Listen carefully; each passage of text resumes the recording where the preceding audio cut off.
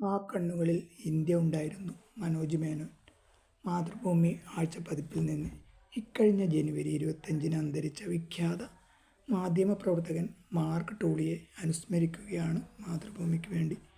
2 തവണ അദ്ദേഹത്തെ അഭിമുഖം നടത്തുകയും സുഹൃത്തായി തീരുകയും ചെയ്ത ലേഖകൻ, ഇന്ത്യയിൽ ജനിച്ച് ബ്രിട്ടനിൽ വളർന്ന് BBC-യുടെ ഇന്ത്യൻ ശബ്ദമായി മാറിയ ടൂളി ഇന്ത്യ എന്ന യാഥാർത്ഥ്യത്തെ അതിൻ്റെ സത്തയിൽ തിരിച്ചറിഞ്ഞിരുന്നു. ഇന്ത്യൻ രാഷ്ട്രീയ ചരിത്രത്തിലെ പലതരം അടരുകളിലൂടെ സഞ്ചരിച്ച ടൂളി മറ്റൊരു ഇന്ത്യയെ കണ്ടെത്തി എന്ന് പറയാം. സംസാരങ്ങൾക്കിടയിൽ ഒരിക്കൽ ഞാൻ മാർക്ക് ടൂളിയോട് ചോദിച്ചു, പുരോഹിത പഠനം തുടർന്നിരുന്നെങ്കിൽ താങ്കൾ എന്താകുമായിരുന്നു? പൊട്ടിച്ചിരിയുടെ അകമ്പടിയോടെയായിരുന്നു ഉത്തരം. ഞാൻ ഒരു മോശം പുരോഹിതനായേനെ. എന്നെ അവർ പള്ളിയിൽ നിന്ന് പുറത്താക്കിയേനെ. ഒരു നല്ല പുരോഹിതനാകാൻ കഴിയില്ലെന്ന് എനിക്ക് തന്നെ അറിയാമായിരുന്നു. അതുകൊണ്ട് സെമിനാരിയിൽ കുറച്ചു സമയം മാത്രമേ ഞാൻ ചെലവിട്ടിട്ടുള്ളൂ.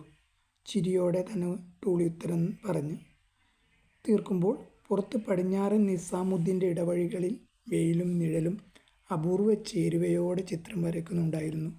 പുരോഹിതനാകാൻ മോഹിച്ച് പത്രപ്രവർത്തനത്തിലേക്ക് വഴിതെറ്റി നടക്കുകയും അതിൽ ഔന്നത്യ പടവുകൾ കയറുകയും ചെയ്ത ഒരാളാണല്ലോ മുന്നിലിരിക്കുന്നതെന്നോർത്ത് ഞാനും ചിരിച്ചു.